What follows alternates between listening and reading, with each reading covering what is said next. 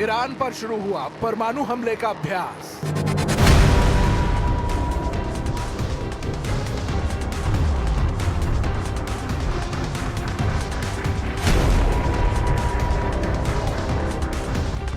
Isfahan परमाणु ठिकाने पर अमेरिका का सबसे बड़ा हमला। B-2 बम वर्षकों से गिराए 2000 पाउंड के बंकर बस्टर बम।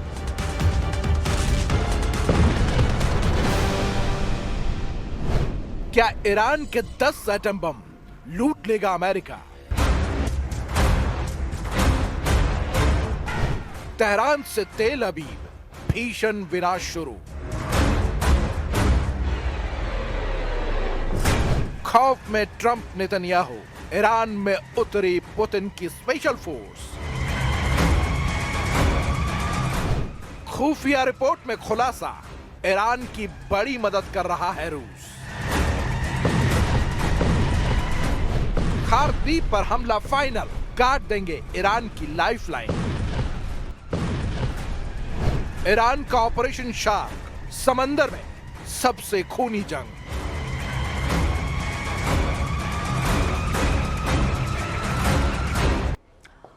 और इस बीच बड़ी खबर आपको बता दें, क्या इजरायल और अमेरिका आज रात कुछ बड़ा करने जा रहे हैं? क्योंकि देखिए, इजरायल में बहुत बड़ी और सीक्रेट मीटिंग हुई है। अमेरिकी सेंट्रल कमांड के chief admiral Brad Cooper, Netanyahu के रक्षा मंत्री इजरायल काट्ज से उन्होंने मुलाकात की है।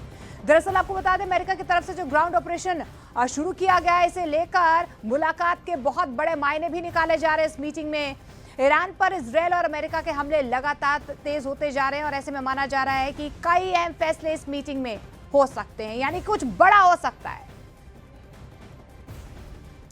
नमस्कार, बहुत स्वागत है आप सभी का। कच्चा चिट्ठा देख रहे हैं आप, मैं हूं आपके साथ मोनिका ठाकुर। शुरुआत इसी सवाल के साथ, जो अमेरिका और इजरायल के बीच एक सीक्रेट मीटिंग हुई है। अब सवाल ये है कि क्या आज रात कुछ बड़ा होने जा रहा है? क्योंकि जब से अमेरिका ने अपने भारी भरकम B-2 बम वर्षकों से ईरान के परमाणु ठिकाने इस्फहान पर हमला किया है, तब से खबरें तेजी से फैल रही हैं कि ट्रंप ईरान पर परमाणु हमला कर सकते हैं। इसका सबसे बड़ा सबूत और संकेत संयुक्त राष्ट्र में एक अधिकारी मोहम्मद सफा के इस्तीफे को माना जा रहा है। सफा ने यह दावा किया है कि संयुक्त राष्ट्र में ईरान पर संभावित परमाणु हमले के बाद हालात को लेकर तैयारियां चल रही हैं और इसीलिए मैं इस्तीफा दे रहा हूं।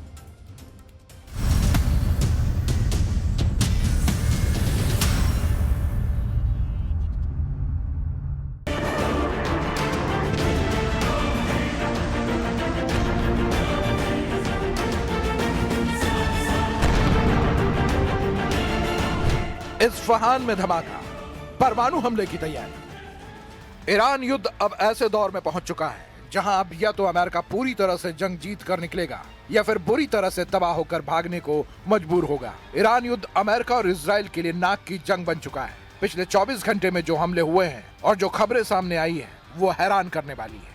अमेरिका ने ईरान के इस्फहान में परमाणु ठिकाने और मिसाइल सिटी पर अब तक का सबसे भीषण हमला किया है। सुबह 4 बजे अमेरिका के इस हमले ने पूरे इस्फहान को तेज धमाकों और रोशनी से भर दिया। आसमान तक बम धमाकों से पैदा हुई लपटें साफ देखी जा सकती थी। इस खबर की पूरी डिटेल हम आपको बताएंगे। साथ ही हम आपको ये भी बताएंगे कि संयुक्त राष्ट्र को पता है कि ईरान पर परमाणु हमला होने वाला है। क्या इसी वजह से संयुक्त राष्ट्र में एक अधिकारी मोहम्मद सफा ने अपने पद से इस्तीफा दे दिया है? साथ ही आपको ये भी दिखाएंगे कि खार्दीप कैसे अमेरिका के गले की हड्डी बन चुका है। कुल मिलाकर तेहरान से तेल अवीव तक हो रहे हमलों से साफ है कि ईरान युद्ध लंबा चल सकता है और आने वाले दिनों में और विनाशक हमले हो सकते हैं। हम शुरुआत करते हैं अमेरिका के उन हमलों से जिसने पूरे ईरान को दहला दिया है। लेकिन इस सब के बीच चीन और रूस ने ईरान को बचाने के लिए अपने पत्ते खोलने शुरू कर दिए हैं और अब खबर है कि रूसी समर्थक चेचन लड़ाके ईरान की तरफ से युद्ध में कूदने जा रहे हैं।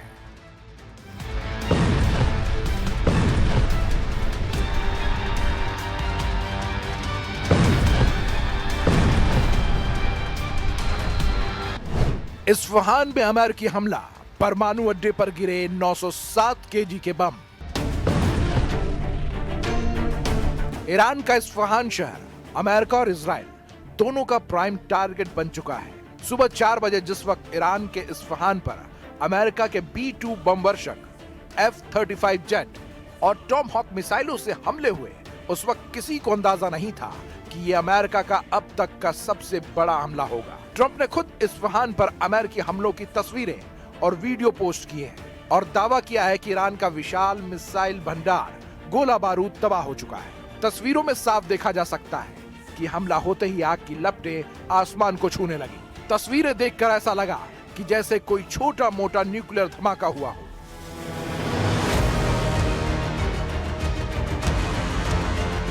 वॉल स्ट्रीट जर्नल के दावों के मुताबिक इस्फहान हमले में अमेरिका ने 2000 पाउंड यानी लगभग 907 किलो के बंकर बस्टर बमों को बड़े पैमाने पर इस्तेमाल किया। ये बम जमीन की गहराई में बने सैन्य ठिकानों को तबाह करने के लिए इस्तेमाल होते हैं। हालांकि अभी आधिकारिक तौर पर विमानों के नाम नहीं बताए गए हैं, लेकिन रक्षा विश्लेषकों के अनुसार इस मिशन में B-2 स्टील बॉम्बर्स और टॉमहॉक क्रूज मिसाइलों का इस्तेमाल हुआ।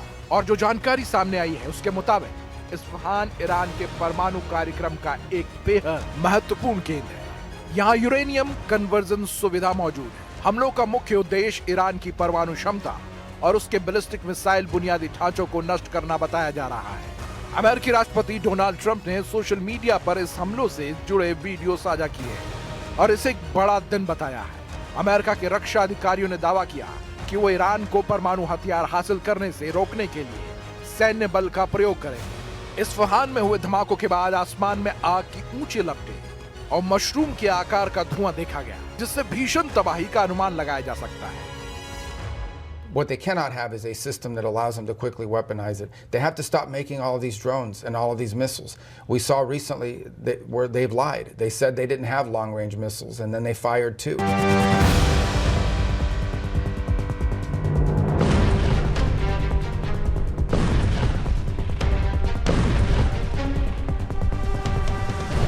खार के ट्रैप में फंसा अमेरिका, हमले में नहीं, इजराइल का साथ। 28 फरवरी 2026 से लेकर आज तक ईरान पर जितने भी हमले हुए हैं उसमें अमेरिका और इजराइल ने जमकर एक दूसरे का साथ दिया है। यहां तक कि ईरान ने जितने भी पलटवार अमेरिका और इजराइल अड्डों पर किए उसके खिलाफ भी दोनों ने मिलकर हमले किए हैं।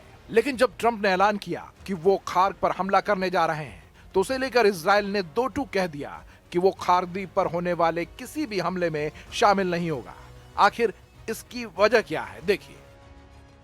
खार द्वीप को लेकर अमेरिका और इजराइल के बीच गहरे मतभेद हैं।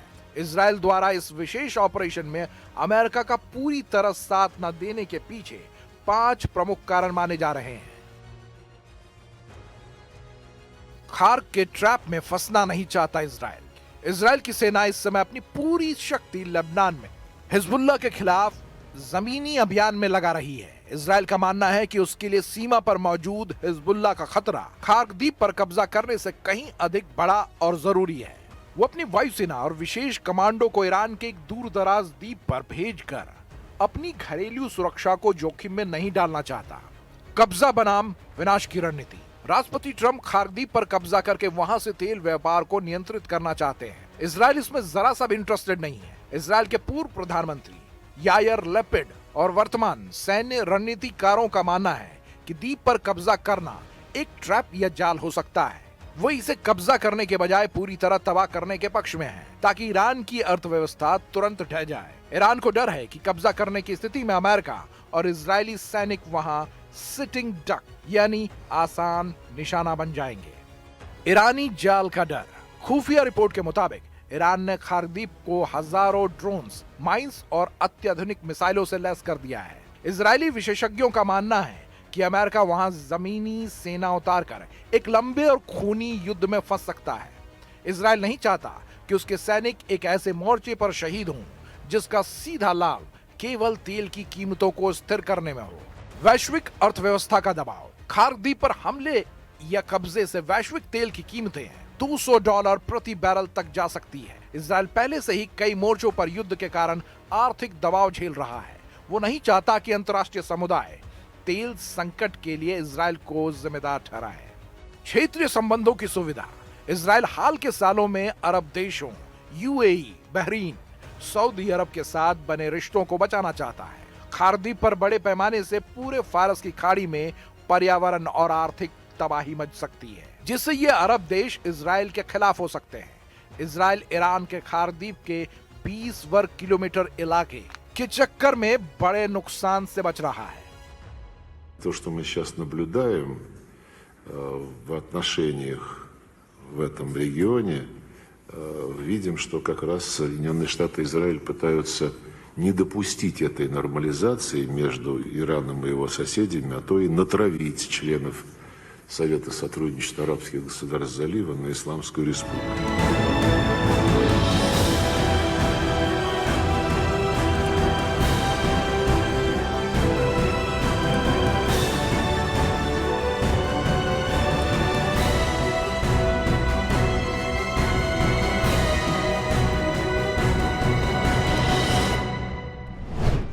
खार्क पर कब्जा करेंगे ट्रंप, लूटेंगे ईरान का ऑयल एटीएम। भीषण युद्ध के बीच ट्रंप ने अचानक अपने टारगेट बदलना शुरू कर दिए हैं। ट्रंप को लगता है कि ईरान से सस्ता परिवर्तन करना मुश्किल है, जैसा कि इजराइल ने उन्हें भरोसा दिलाया था, लेकिन अब स्थिति तेजी से बदल रही है। देखिए ट्रंप खार्क और हॉर्मूज को लेकर क्या क्या दावे और सपने देख रहे हैं। खार्क द्वीप को ईरान का ऑयल एटीएम कहा जाता है। इसके पीछे बहुत ठोस आर्थिक और भौगोलिक कारण है। सरल भाषा में समझें तो ये द्वीप ईरान की पूरी अर्थव्यवस्था की लाइफलाइन है। फाइनेंशियल टाइम्स के साथ एक इंटरव्यू में ट्रंप ने कहा कि ईरान में मेरी सबसे पसंदीदा चीज वहां का तेल लेना है। उन्होंने वेनेजुएला का उदाहरण देते हुए संकेत दिया कि अमेरिका खार द्वीप को अपने नियंत्रण में ले सकता है। ट्रंप ने दावा किया कि अमेरिका ने रणनीतिक स्ट्रेट ऑफ हॉर्मूज को नियंत्रित करने के कदम उठाने शुरू कर दिए हैं। जब उनसे पूछा गया कि क्या ये संभव है, तो उन्होंने कहा हाँ, निश्चित रूप से ये पहले से ही हो रहा है। ट्रंप ने एयरफोर्स वन पर पत्रकारों से कहा कि ईरान के साथ प्रत्यक्ष और अप्रत्यक्ष बातचीत चल रही है और जल्दी ही कोई डील हो सकती है। हालांकि उन्होंने अपने अंदाज में ये भी जोड़ा, हम उनके साथ बातचीत करते हैं और फिर हमें उन्हें बम से उड़ाना पड़ता है। ट्रंप तो यहाँ तक कहने लगे कि ईरान हमें अपनी संवर्धित यूरेनियम भी देने जा रहा है। ताजा जानकारी के मुताबिक 454 किलो संवर्धित यूरेनियम ईरान के पास मौजूद है। The upcoming days will be decisive. Iran knows that, and there's almost nothing they can militarily do about it.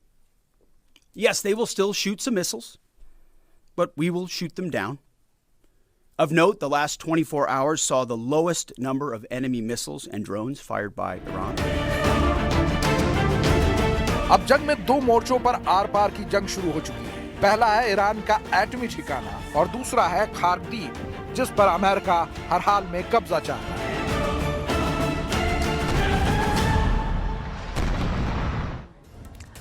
America और इजरायल को इस बात का एहसास हो गया है कि उसे ईरान के खिलाफ जल्दी सबसे बड़ा हमला करना होगा, लेकिन इस युद्ध में अब पुतिन की एंट्री हो गई है। रूस ने यह कह दिया है कि वर्ल्ड ऑर्डर बदलने जा रहा है। वहीं अमेरिका के रक्षा मंत्री का यह दावा है कि रूस और चीन अब ईरान की खुल्लम खुल्ला मदद कर रहे हैं।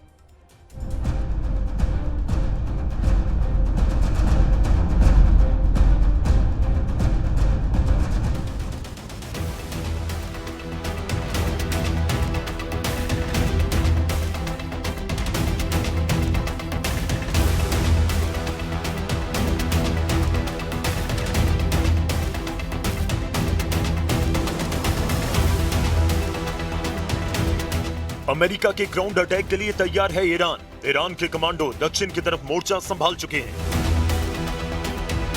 एक तरफ अमेरिका की मरीन फोर्स और दूसरी तरफ ईरान के IRGC कमांडो। लड़ाई बहुत खतरनाक होने जा रही है, यह आशंका पूरी दुनिया को है। इस जमीनी जंग में कौन किस पर भारी पड़ेगा, इसका फैसला न ईरान में हो रहा है न ही अमेरिका में। इस युद्ध में आगे की लड़ाई कंट्रोल करने के लिए रूस के राष्ट्रपति व्लादिमीर पुतिन ने किया है बड़ा फैसला। रूस ने अपनी सबसे खतरनाक फोर्स ईरान भेजने का इरादा जाहिर कर दिया है।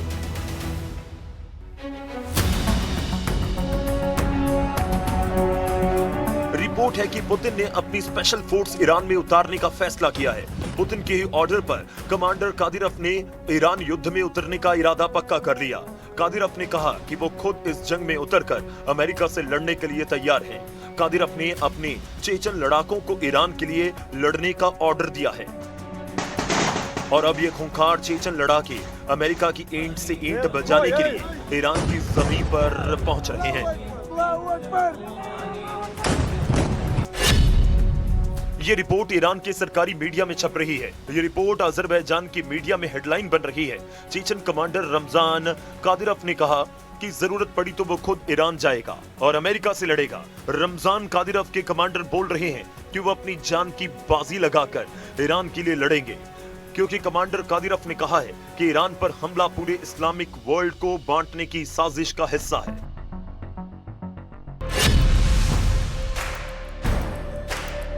यूक्रेन के मारियुपोल, बखमूत और रूस के कर्स्क में पूरी दुनिया के कादिरफ के लड़ाकों की बहादुरी देखी है। चेचन लड़ाके किस तरह लड़ते हैं, गोली और बारूद से डरते नहीं बल्कि उनके बीच जीते हैं। अब चेचन लड़ाकों की इसी बहादुरी को पुतिन ईरान में इस्तेमाल करना चाहते हैं। ये रिपोर्ट्स बता रही हैं कि अमेरिका को हराने के लिए पुतिन ने अपने जांबाज लड़ाकों को ईरान में उतारने का फैसला किया है।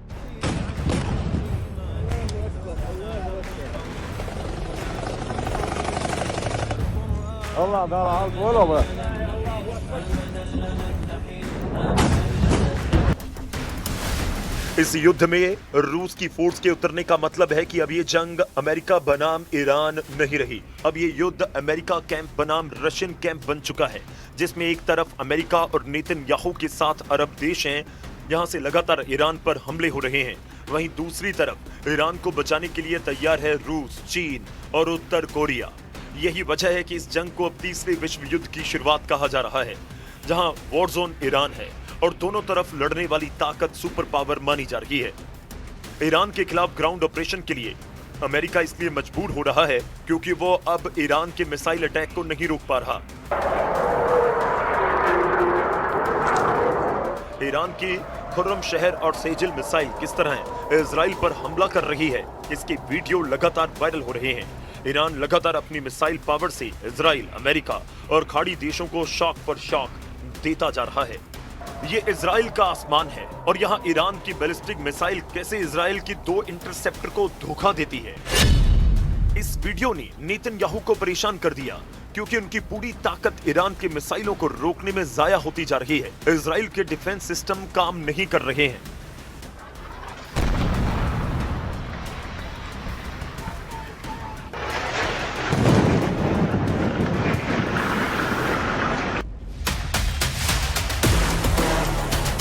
ईरान के क्लस्टर बम जहां गिरते हैं वहां ऐसी तबाही होती है। ऐसे हमलों के बाद की तबाही देखिए और इस दौरान बंकर में पनाह लिए हुए लोगों को देखिए। इजराइल में इस वक्त ईरान की मिसाइलों का बहुत ज्यादा खौफ है और इसकी वजह है वो एयर डिफेंस सिस्टम जो पूरी तरह से फेल हो चुके हैं। अब तक युद्ध में ईरान ने 1200 से ज्यादा बैलिस्टिक मिसाइल दागे हैं, 4000 से ज्यादा ड्रोन हमले किए हैं। ऐसे लगातार हमलों को रोकने के लिए इजराइल, अमेरिका और साथ ही अरब देशों ने पैट्रियट सिस्टम की 2500 इंटरसेप्टर मिसाइल दाग डाली है। ऐसा ही हाल बाकी एयर और मिसाइल डिफेंस सिस्टम का है। आयरन डोम जैसे मशहूर सिस्टम भी फेल साबित हुए और यही वजह है कि इजराइल में हालात बहुत ज्यादा दयनीय हो चुके हैं। वो ईरान की मिसाइल नहीं रोक पा रहे।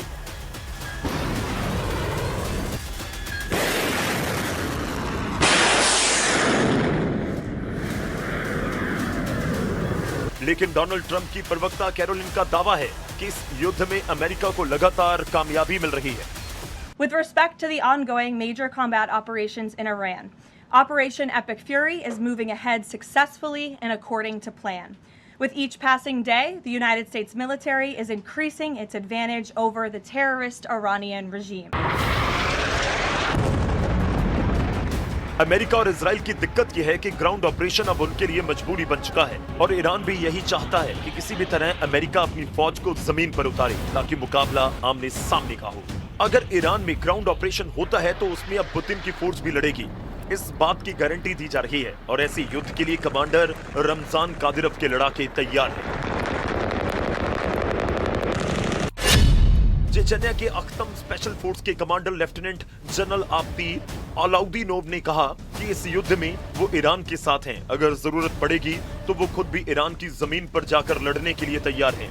लेफ्टिनेंट जनरल आब्दी अलाउद्दीनोव को चेचन लीडर रमजान कादिरफ का कमांडर नंबर 1 कहा जाता है। आब्दी आल्दिनोव चेचन्य की अखमत फोर्स का कमांडर है, जो कादिरफ की स्पेशल फोर्स मानी जाती है, और इसी फोर्स ने कर्स्क और मारियोपोल में पुतिन को जीत दिलाई है। यही वजह है कि आब्दी अलाउद्दीनोव कर्स्क का किल कमांडर कहा जाता है, और यही किल कमांडर अब ईरान में पहुंचकर अमेरिकी मरीन का सबसे बड़ा खौफ बनने को तैयार है। चेचन्य की फौज कैसे लड़ती है, इसके वीडियो लोगों ने यूक्रेन में देखे हैं। पुतिन का सबसे भरोसेमंद कमांडर रमजान कादिरफ और उसका एक लड़ाका अगर ईरान में उतरा तो जंग बहुत भीषण होगी। इस बात की गारंटी पुतिन कैंप से मिलने लगी है, लेकिन ट्रंप का मीडिया डिपार्टमेंट पूरी तरह इस युद्ध को अमेरिका के पक्ष में बता रहा है। Iran will no longer have the credible ability to threaten the United States or our allies, which is, of course, the overall objective and mission the president set out when he launched Operation Epic Fury. Trump Iran पर हमला करेंगे या खुद को बचाएंगे, या फिर Israel के युद्ध में पूरी ताकत झोंक देंगे। जबकि नेतन्याहू ने साफ कर दिया है, ईरान के खिलाफ ग्राउंड ऑपरेशन में इजराइल शामिल नहीं होगा, और इसकी वजह है लेबनान का फ्रंट। एक तरफ ईरान पर हमला, दूसरी तरफ इजराइल पर अटैक। युद्ध में एक दूसरे को पूरी तरह खत्म करने के लिए एड़ी चोटी का जोर लगा रहे हैं ईरान और इजराइल। युद्ध कितना लंबा खिंचेगा, ये तस्वीरें बता रही हैं। ईरान की पावर ग्रिड पर हमले के बाद इजराइल की बहुत ही खास रिफाइनरी टारगेट बनी है। यह है उत्तरी इजराइल का शहर हाइफा, और यहाँ रिफाइनरी पर हुआ है हमला। तेल के भंडार धू धोकर जल रहे हैं, धुआं मीलों दूर से देखा जा सकता है। ये नेतन्याहू को बताने की कोशिश है कि ईरान पर हमला होगा या फिर लेबनान पर अटैक होगा तो इजराइल तक जवाब जरूर पहुंचेगा। ये हाइफा की मजान रिफाइनरी है, जहां से इजराइल की जरूरत का 60% तेल तैयार किया जाता है।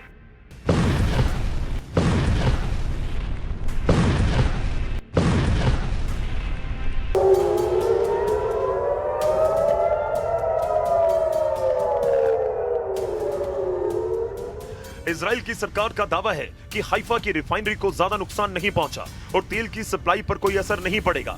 यही वजह है कि ईरान को रोकने के लिए अब ट्रंप उसकी जमीन पर उतरकर लड़ना चाहते हैं। इसके लिए अमेरिका के 50,000 सैनिक तैयार भी कर दिए गए हैं।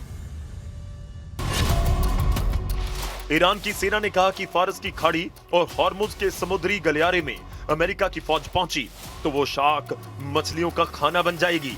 ईरान की नौसेना ने कहा कि जिस तरह उसके जहाज को अमेरिका की पनडुब्बी ने श्रीलंका के पास डुबोया था, उसी तरह अमेरिका के जहाजों को ओमान की खाड़ी में डुबो देंगे।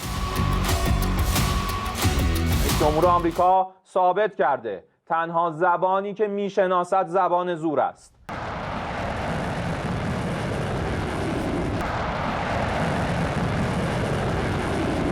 ईरान के सामने इस वक्त उसका दक्षिण का फ्रंट बहुत ज्यादा खतरनाक बन चुका है। यहाँ अमेरिकी फौज का उतरना ऐसा ऑपरेशन होगा जिसमें खून दोनों तरफ से बहेगा। इस बात की गारंटी डोनाल्ड ट्रंप और ईरान दोनों तरफ से दी जा रही है, लेकिन ईरान की वार्निंग ऐसी है जिसे ट्रंप और उनके कमांडरों को बहुत ही गंभीरता से लेना होगा।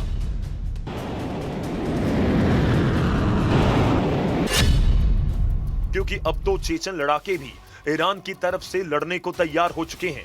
पुतिन अब खुद इस युद्ध को कंट्रोल करने के लिए उतर चुके हैं। इस युद्ध में तुर्की पर भी सबकी नजरें हैं और एर्दोआन ने अरब देशों से कहा है कि वो इस युद्ध में शामिल ना हो। सऊदी अरब, यूएई और कतर का दौरा करने के बाद तुर्की के विदेश मंत्री को इस बात का एहसास हुआ कि ये सभी देश ईरान के खिलाफ युद्ध में उतरने के लिए तैयार हैं। अमेरिका और इजराइल की शुरू हुई इस जंग में अब सऊदी अरब, यूएई और कतर ईरान के खिलाफ नजर आ रहे हैं, जबकि तुर्की का रुख बता रहा है कि एर्दोआन अब मुस्तफा खामेनी के समर्थन में है। वहीं नाटो में स्पेन ने भी अमेरिका को बड़ा झटका दिया। स्पेन ट्रंप के युद्ध के खिलाफ शुरुआत से है। अब स्पेन ने कहा है कि वो अपने हवाई अड्डे और आसमान का इस्तेमाल इस युद्ध के लिए नहीं करने देगा।